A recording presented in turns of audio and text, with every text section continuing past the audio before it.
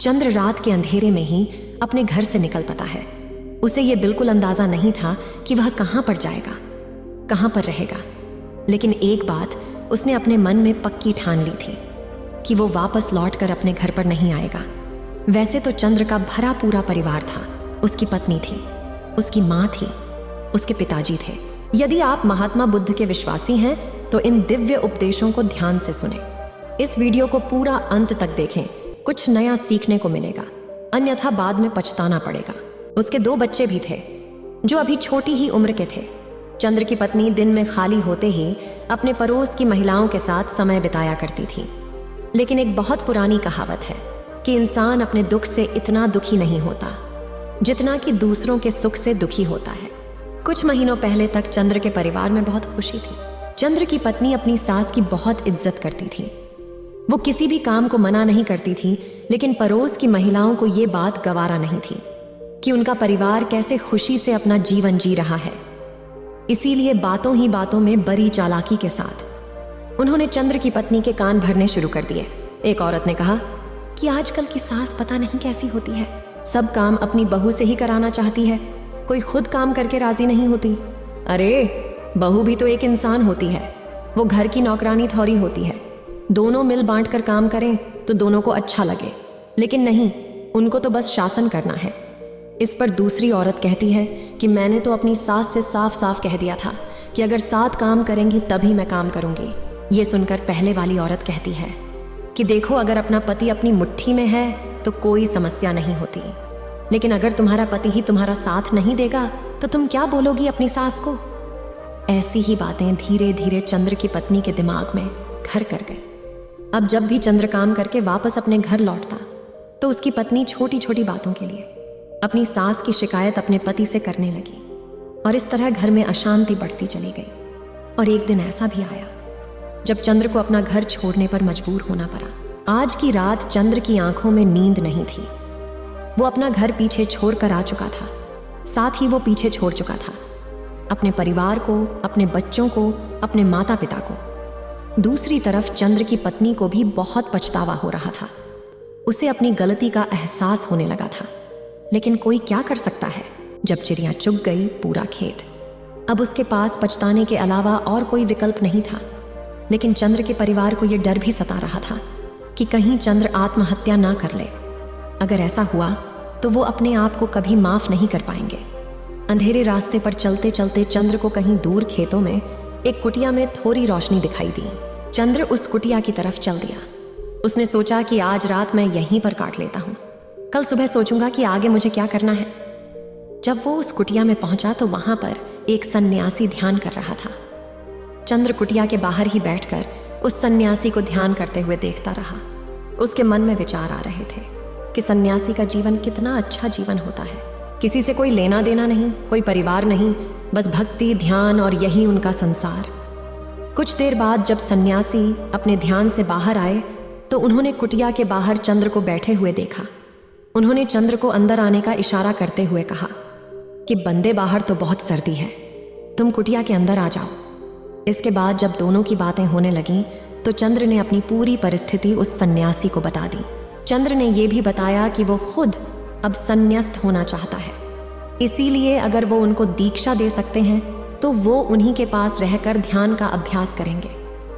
सन्यासी ने उसे समझाते हुए कहा कि बंदे, अभी तो तुम गुस्से में हो और गुस्से में लिया हुआ कोई भी फैसला अच्छा नहीं होता है, इसीलिए पहले अपने मन को शांत होने दो।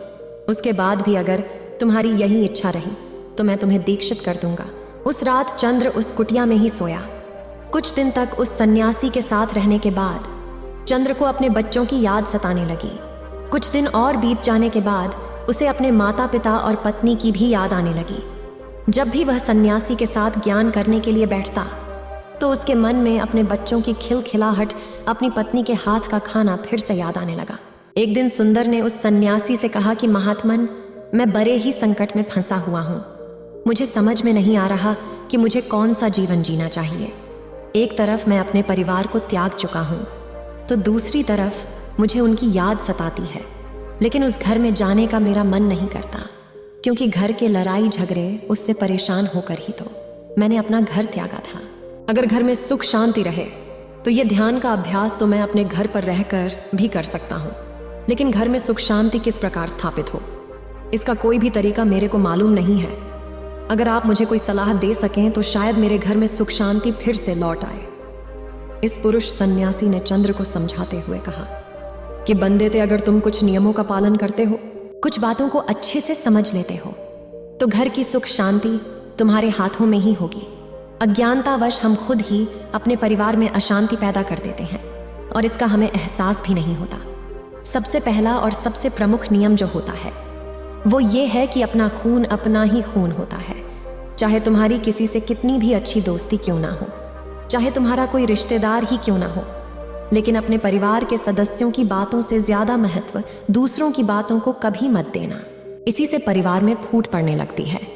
जब परिवार के सदस्यों को इस बात का एहसास होता है कि ये आदमी हमसे ज्यादा, अपने परिवार के सदस्यों से ज्यादा महत्व दूसरे लोगों को देता है, तो आप अपनी इज्जत खुद ही अपने परिवार में कम करवा लेते हैं। आगे से वो भी आपकी बातों को ज्यादा महत्व नहीं देंगे और यहीं से परिवार के सदस्यों के बीच आपसी दूरी पैदा होने लग जाती है, जिसका फायदा उठाते हैं बाहर के लोग। दूसरा नियम जो ख्याल में रखने का होता है वो ये कि जब भी परिवार के सदस्यों में कोई वैचारिक मतभेद पैदा हो जाते हैं तो उसे बात करके सुलझाने का प्रयास करो। अगर कोई बुरी लगी हुई बात परिवार का कोई सदस्य अपने मन में रख लेता है तो वो बात दीमक की तरह हमारे परिवार की सुख शांति को खाने लगती है। इसीलिए कैसी भी बात क्यों ना हो, कितनी भी बड़ी गलती क्यों ना हो जाए, अपने परिवार के सामने उनके साथ बैठकर उस बात को सुलझाने का प्रयास करो। अपने मन में उसे दबाकर मत रखो। अक्सर जब कोई आदमी गलती करता है तो वो उस गलती को छुपा कर रखना चाहता है ताकि उसे बार बार वो गलती दोहराने का मौका मिल सके। लेकिन समझने की बात ये होती है कि अगर आप अपनी गलती को दबा कर रखते हैं तो आप बार बार गलती करते जाएंगे और वही गलती आपके परिवार में अशांति का कारण बन जाएगी। और परिवार के किसी भी मुद्दे को सुलझाने के लिए बाहर के लोगों की सहायता लेने की आवश्यकता नहीं है। अपने परिवार के मुखिया के साथ बैठकर उस बात को खुद से ही सुलझाने का प्रयास करें। तीसरा नियम समझने के लिए तुम्हें यह समझना होगा कि घर में सबसे ज्यादा अशांति इसी कारण से पैदा होती है कि घर में सबसे ज्यादा अशांति का कारण बहू और सास के मतभेद होते हैं। अगर बहू अपनी सास को माँ के समान और सास अपनी बहू को अपनी बेटी के समान देखे तो ये मतभेद बहुत हद तक कम हो सकते हैं। उस सन्यासी ने चंद्र को संबोधित करते हुए कहा कि अगर तुम अपनी पत्नी का पक्ष लेते हो तो अपनी माँ की तरफ से बुरे हो जाते हो, और अगर अपनी माँ का पक्ष लेते हो तो अपनी पत्नी की तरफ से बुरे हो जाते हो। आदमी को हमेशा दूर ही रहना चाहिए। कम से कम हफ्ते में एक बार सारी परिवार के सदस्यों को आपस में बैठकर बातचीत करनी चाहिए। जो भी समस्याएं परिवार में चल रही हैं खुले तरीके से आपस में चर्चा होनी चाहिए, और जो भी सदस्य घर का मुखिया निर्धारित किया गया है उसकी बातों को सभी को मानना चाहिए।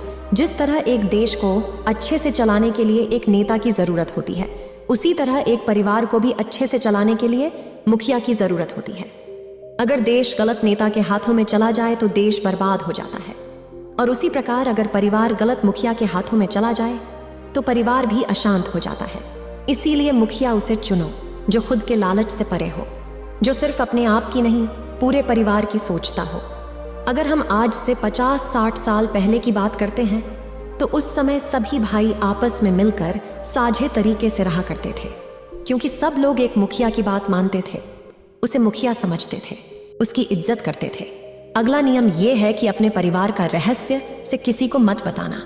जो आपके परिवार जनों के बीच बातें हो रही हैं उनकी चर्चा अपने पर पड़ोसियों के साथ कभी मत करना, वरना तो लोग आपके घर के रहस्य, आपके घर की कमियां जानना शुरू कर देंगे और समय आने पर उन्हीं कमियों की वजह से आपको पछताना पड़ेगा। जो बात परिवार की चार दीवारी के बीच हो रही हो उसकी किसी को भी कानों कान खबर नहीं होनी चाहिए। इससे परिवार के सदस्यों का विश्वास एक दूसरे पर से उठने लगता है और समाज में आपकी कमियों की वजह से आपके परिवार का मजाक भी बनाया जा सकता है। अगला नियम है कि परिवार में सिर्फ अपने स्वार्थ के लिए नहीं जिया जाता। परिवार के सभी सदस्यों के लाभ और हानि के बारे में हमें चिंता करनी होती है। अगर हम सभी सदस्यों को भूलकर सिर्फ अपने स्वार्थ के बारे में सोचेंगे तो परिवार होने का कोई मतलब नहीं रह जाएगा।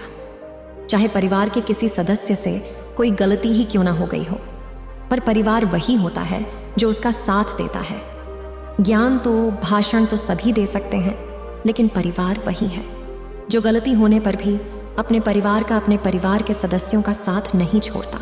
अगला नियम है कि परिवार के सभी सदस्यों को मिलजुल कर काम करना चाहिए।